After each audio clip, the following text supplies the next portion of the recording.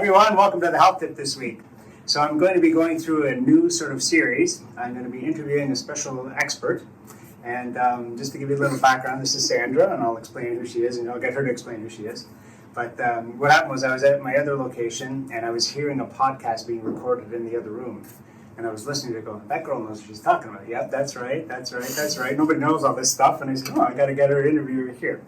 So I'm going to introduce her in a second, but so we're just going to have a conversation. I'm going to ask her a number of different topics, and what I might do is break these topics up into like our health tips, and so we'll have like different things. We're going to have maybe a half-hour chat here, but I'll break it up into segments for our health tips and on different topics, and you guys can tune in and hopefully learn some good stuff.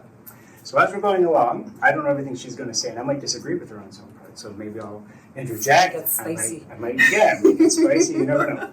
So let's go into it. So introduce yourself, please, and tell us a bit about your background. I am Sandra Florio. I am a registered nutritionist, acupuncturist. I have a degree in kinesiology. That was like my BA at York. I was a varsity athlete at York University. I then went on to do postgraduate studies in homeopathic medicine, obviously holistic nutrition, acupuncture, etc. And then I continue to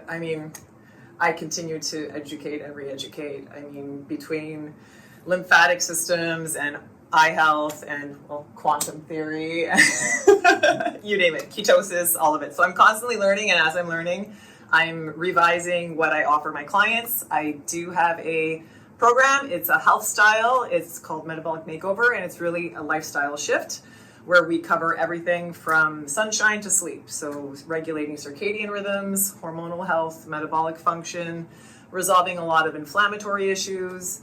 And within that, the weight loss is a happy side effect, but getting people to feel better and have energy and quality of sleep, that's usually, what my focus is, and obviously reversing any symptomology that needs to be activated and reversed. So very good. So I think I found somebody who does as much continuing education as I do. Exactly. We definitely have that in common. Not easy to find, but let's go back. Let's pretend like you were a little schmuck and you didn't know anything about food. And which I was, yeah. We both grew up in an Italian household, so I'm sure she's, like a pasta fagioli and meatballs and all that kind of stuff. Mm-hmm. So how did you sort of, what did you initially take in school, after high school? What did you know you were going to go into? Yeah, so I always gravitated towards the arts. I loved drawing and sketching. My mom was a teacher, and was like, no, you're going you're doing more intellectual pursuits. So the closest thing I could find that kind of had, an artistic bent to it was the human body, which also fascinated me. So kinesiology was obviously my kind of segue into that. I was obviously a varsity athlete then. You were going to be? Why did you take kinesiology? I was originally thinking I was going to be, when I was at York and I was doing my undergrad in kin, I did kin again because I just wanted something that was going to be fulfilling and inspiring for me. But I was thinking lawyer, like LSATs, that was my, yeah. And because my whole life, you're so argumentative, you should be a lawyer. I was like, okay. So that was just always the feedback given to me. And right. I had a knack for it, I guess. So I was really thinking that was going to be my path. And then the year I graduated, I went and I did a backpacking trip in Thailand, and I had a motorbike accident.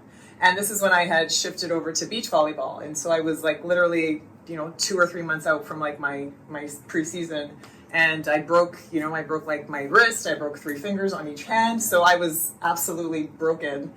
And I came back and I had all the x-rays done, and I was seeing all the physios and the specialists, and we can put cortisone shots and do all this kind of stuff. And I was like, really, is this all that you can offer me? And my sister was going through some prenatal stuff with this incredible homeopath. So I went to see her, and next thing you know, I've got arnica pills, and I'm like, what are all of these things? Rust tox. I'm like, what is all that? I was just absolutely, not to mention it worked. So I actually felt the effects. And obviously as an athlete, you're so dialed into performance and your body and function. So it worked better than anything else. So I was immediately, I'm like, okay, well, I'm going to now forget law.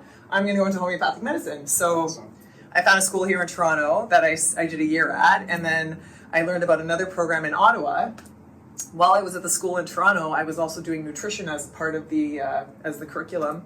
And the professor of nutrition there was also a professor at the Institute of Holistic Nutrition. Okay. So I was like, and this is me. I need to do a deep dive. If I'm interested, I go to the ground floor, right? So just a natural detective. So I was like, okay, well, you know what? I'm going to do a year of holistic nutrition, get certified in that. And because I had my kin degree, a lot of the courses I had already kind of like, checked off. So fast track that through the week. And then on the weekends, I was driving to Ottawa for weekend lectures at the Heilkunst Center for Homeopathy, which was like a completely different approach to homeopathic medicine. It was like literally the German Heilkunst, which is it's a system of life, really, where homeopathy is the medicine, but then within that there's the movement aspect of it, and this is where I found slow burn and did a deep dive into slow burn, so I started training that way.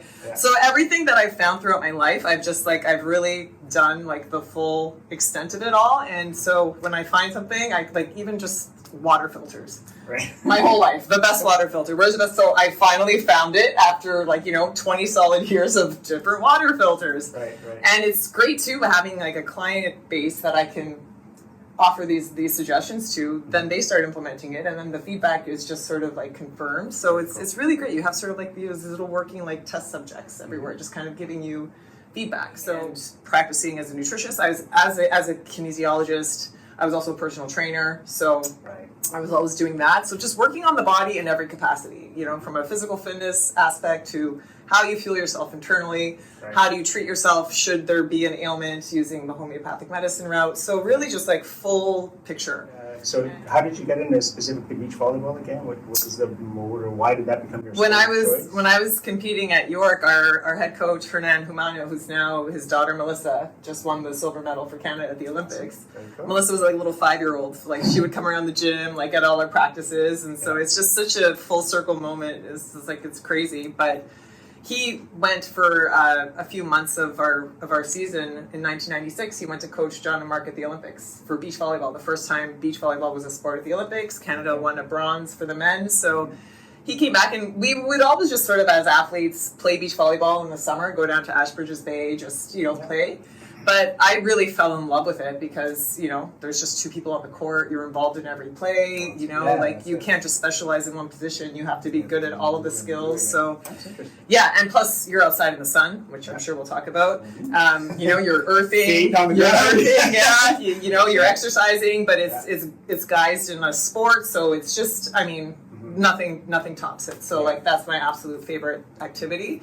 And I was fortunate enough to represent Canada on the world tour and do that and pursue that for a while. And I still compete. Very cool. And then there's some masters events. Like I won a bronze in Spain last October. Okay. Competing finally amongst 40 plus, 50 Right. plus, Athletes because it's hard, especially with athletes. I'm sure too, to have longevity. Usually by 30, everybody's retired and filled with ailments. So it's So it's a good testament. Yeah, absolutely. To keep going, to be vital, to be active, and to not have anything really compromising that. That's always sort of the driving force. All right, so now we're going to transition into the first question, sort of about health and everything. Mm-hmm. This is going to be a very broad question, so we're just going to ask her, how would you describe good foods and bad foods?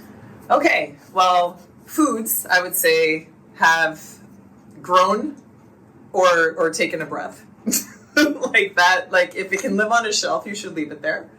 That's always been my sort of, and going back to just childhood, my nonna had a garden, we ate out of a garden, my parents' garden, so I've always just, I've grown accustomed to eating whole foods and, cooking and just, those are some of my fondest memories, preparing food with my nonna, from, the bag of flour and the eggs, and then all of a sudden you're having gnocchi or pasta. So it didn't come out of, a box or a bag, it was, homemade. Everything was created, everything was just, manifested somehow out of that little kitchen. So, it should absolutely be alive at some point in whatever form, plant life, animal life.